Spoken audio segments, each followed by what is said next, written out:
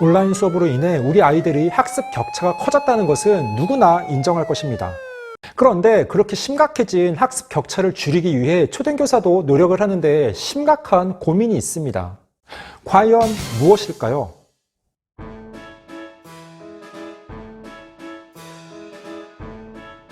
안녕하세요. 반갑습니다. 초등교사 해피 이선생입니다. 오늘은 아이들의 학습 격차 그리고 그에 따른 초등교사의 고민에 대해서 이야기해 보겠습니다. 코로나로 인한 장기간 온라인 수업으로 아이들의 학습 격차가 커졌다는 뉴스가 많습니다. 포털 사이트에 학습 격차라고 뉴스를 검색해 보면 수백 개의 기사가 쏟아집니다. 그런데 교사 입장에서는 이렇게 커지는 학습 격차를 줄이기 위해서 노력해야 하는데 무엇이 고민인지 지금부터 자세하게 알아보도록 하겠습니다. 출발! 제가 지난주 평소 친분이 있던 학부모님을 만나서 이야기할 기회가 있었습니다. 서울 서대문구에 살고 계시는 초등 2학년과 4학년 학부모님입니다. 그 어머니 이야기의 핵심은 정말 아이들의 학습 격차가 커졌느냐, 아이가 집에만 있고 온라인 수업을 하니까 우리 아이의 수준을 잘 모르겠다, 예전보다 유튜브를 많이 보기는 한다 등입니다. 학습 격차가 확실히 커졌습니다.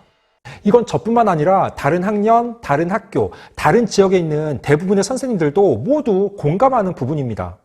작년과 비교해서 무엇이 어떻게 달라졌느냐? 중간 수준 학생들이 많이 줄어들었습니다. 그동안 아이들의 학습 수준 분포가 중간층이 두터운 항아리 모양이었다면 올해에는 소수의 상위층과 대부분의 하위층으로 양극화되었습니다. 그리고 아이들의 수업 태도가 많이 나빠졌습니다.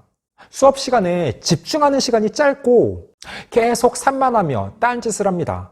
교사 입장에서는 아이들이 등교했을 때 온라인 수업에서 다뤘던 중요한 개념들에 대해서 다시 복습을 시킵니다. 물론 모든 과목을 다 잡을 수는 없습니다. 저 같은 경우에는 수학과 영어를 강조합니다. 특히 수학은 매 단원 단원평가를 보며 단원평가 후에 제가 직접 문제를 풀어주고 똑같은 문제를 가지고 다시 시험을 보기도 합니다. 이걸 제가 미리 공지했습니다. 똑같은 문제를 가지고 숫자만 바꿔서 다시 시험을 보겠다. 과연 아이들의 결과는 어땠을까요? 그래도 공부를 안 하는 아이들은 끝까지 안 합니다. 그러면 제가 앞서 이야기한 초등교사의 고민은 무엇이냐? 온라인 수업 때 다뤘던 중요 개념들에 대해서 다시 설명해주고 단원평가를 보며 아이들에게 수학 익힘책을 풀도록 하고 저는 돌아다니면서 실력이 약간 부족한 아이들에게 천천히 설명을 해줍니다. 그런데 설명을 해줄 때는 알겠다고 하는데 막상 평가를 보면 거의 다 틀립니다. 그러니까 공부를 아예 안 합니다. 이런 아이들이 반에서 한두 명이 아닙니다. 각 교육청의 구호 중 단 한 명의 아이도 포기하지 않는 책임 교육을 하겠습니다 라는 것이 있습니다. 참 멋지고 이상적이죠. 그런데 현실에서는 공부에 전혀 의지가 없고 하고자 하는 마음이 없는 아이들이 많다는 것입니다. 특히 올해 더욱 그런 아이들이 많습니다. 그러면 부모님께 전화 상담이나 따로 이야기를 안 해봤느냐? 했죠. 여러 번 했습니다. 부모님도 우리 아이가 학습 측면에서 부족하다는 점을 알고 계십니다. 그런데 제 마음 같아서는 우리 아이가 받아쓰기 시험에서 거의 다 틀리고 수학 단원평가에서 10점, 20점을 맞으면 집에서 직접 가르치거나 특단의 대책을 마련할 텐데 그렇지 않습니다. 부모님도 욕심이 없고 아이 교육에 관심을 갖지 않는 것입니다. 오히려 이렇게 말하는 분도 계십니다. 초등학교 때는 공부 못해도 괜찮잖아요. 우리 애 사촌언니도 초등학교 때 놀다가 중학교부터 공부해서 대학교 가더라고요. 우리 아이가 초등학교 때부터 벌써 공부에 스트레스를 받지 않았으면 좋겠네요. 이게 무슨 소리야? 사실 제 아이 같으면 때리지는 않겠지만 TV를 못 보게 하고 어떻게 해서든지 공부를 시키죠. 왜냐하면 초등학교 수학 내용이 결코 어렵거나 깊지 않습니다. 부모님들이 보셔도 충분히 풀 수 있고 아이에게 알려줄 수 있습니다. 일반적으로 초등학교 때까지는 부모님이 욕심을 내고 어떻게 시키느냐에 따라 아이가 달라지는 경우가 많습니다. 물론 중학교에 가면 부모님의 의도대로 따르지 않죠. 하지만 초등학교 때까지는 그게 가능합니다. 맞벌이하는 부모님들의 경우에는 주말이나 밤에 집중적으로 아이의 공부를 봐주셔야 합니다. 수학을 제외한 다른 과목들, 예를 들어 국어, 사회, 도덕, 과학 이런 과목들은 3학년 때 공부를 안 해도 나중에 4학년에 가서 공부를 하는데 전혀 문제가 없습니다. 하지만 수학은 다릅니다. 수학은 계열성이 엄격한 과목이라 3학년 때 곱셈을 풀지 못하는 아이들은 4학년에 곱셈을 할 수 없습니다. 그러면 당연히 5학년 때 배우는 분수의 곱셈도 풀지 못합니다. 어떤 아이가 3학년인데 2학년 때 배운 구구단을 아직 다 완벽하게 외우지 못했습니다. 영어 알파벳도 잘 몰라요. 그러면 수업 시간에 어떤 모습일까요? 낙서를 하거나 멍 때리며 고개를 숙이고 있습니다. 쉬는 시간 10분만 활기찹니다. 부모님들은 아이가 학교에 와서 어떤 모습인지 잘 모르시잖아요. 교사 입장에서는 수업 시간에 주눅 들어 있고, 교사나 다른 아이들의 눈치를 보는 아이를 보면 가슴이 아프고 속상합니다. 그래서 다양한 방법으로 지도하고 기초만이라도 알도록 자꾸 시킵니다. 그런데 아이는 공부하는 걸 싫어하고 하려고 하지도 않으며 부모님도 아이 교육에 관심이 없습니다. 아이도 부모님도 따라주지 않으면 현실적으로 한계가 있습니다. 교사는 부모가 아니니까 안타까울 뿐입니다. 교사는 길잡이 역할만 할 뿐 아이의 인생을 책임질 수 없으니까 굳이 상처를 주면서까지 해야 하나라는 생각이 자꾸 듭니다. 즉, 힘들게 부담을 주면서까지 시키는 게 맞는가 하는 의문입니다. 그러면 학습 능력이 부족한 아이들을 학교에 남겨서 개별 지도하는 건 어떨까요? 저는 얼마 전부터 그렇게 하고 있습니다.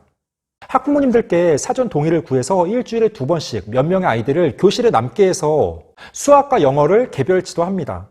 그런데 그것도 쉽지 않습니다. 왜냐하면 요즘 아이들은 학교 수업이 끝나면 대부분 개인 일정이 있습니다. 학교 수업 후 많은 아이들이 학교 앞에 기다리고 있는 버스를 타고 학원으로 갑니다. 또는 학교에서 진행되는 방과 후 수업에 참여합니다. 요즘에는 맞벌이 부부가 많다 보니 아이가 학교에서 수업이 끝나면 그 시간에 맞춰서 영어, 논술, 태권도 등 학원을 순서대로 돌리는 것입니다.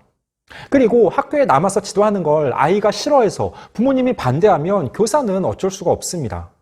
반드시 보충학습이 필요한 아이인데 그것을 담임교사가 강제로 시킬 수는 없습니다. 며칠 전 저희 반 아이가 수업이 끝난 후 저에게 오더니 진지하게 이야기합니다. 선생님, 아이들이 저 수학 못한다고 놀려요. 3학년이라도 아이들이 누가 공부를 잘하고 못하는지 서로 알기 때문에 제가 아무리 지도를 해도 그렇게 놀리는가 봅니다. 학습 능력이 부족한 아이들도 학원에 가고 공부방도 갑니다. 그런데 기초학력이 부진한 아이들은 학원에 가도 그 수업을 따라가지 못합니다. 왜냐하면 학년은 3학년이더라도 그런 아이들은 부족한 부분을 찾아서 1학년이나 2학년 내용부터 다시 교육을 해야 합니다. 저희 반 어떤 아이가 나눗셈을 잘 못 풀었습니다. 3학년 수학에서 나눗셈이 처음 나오는데 아이들이 참 어려워하는 부분입니다. 그런데 어느 날 학교에 와서 저에게 자랑을 합니다. 선생님, 저 이제 나눗셈 잘해요. 수학책이랑 수학 익힘책 집에 가져가서 처음부터 다시 풀어봤더니 이제 어떻게 하는지 알겠어요. 따봉. 15초 요약. 온라인 수업으로 인한 학습 격차가 정말 심각한 수준입니다.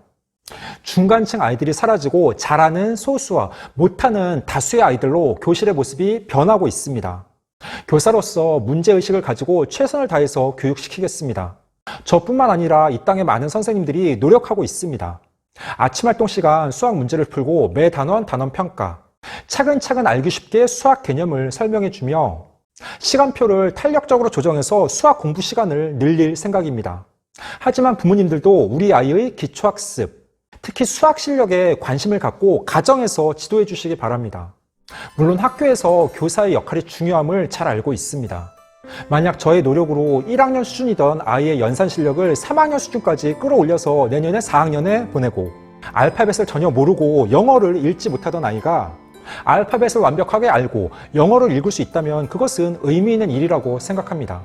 한 걸음이라도 아이가 나아가도록 하는 것이 바로 교사의 몫이자 사명이기 때문입니다. 오늘 준비한 내용은 여기까지입니다. 앞으로도 보다 더 유익하고 재미있는 영상을 가지고 꾸준하게 계속 찾아뵙도록 하겠습니다. 이상 초등교사 해피 이선생이었습니다. 안녕.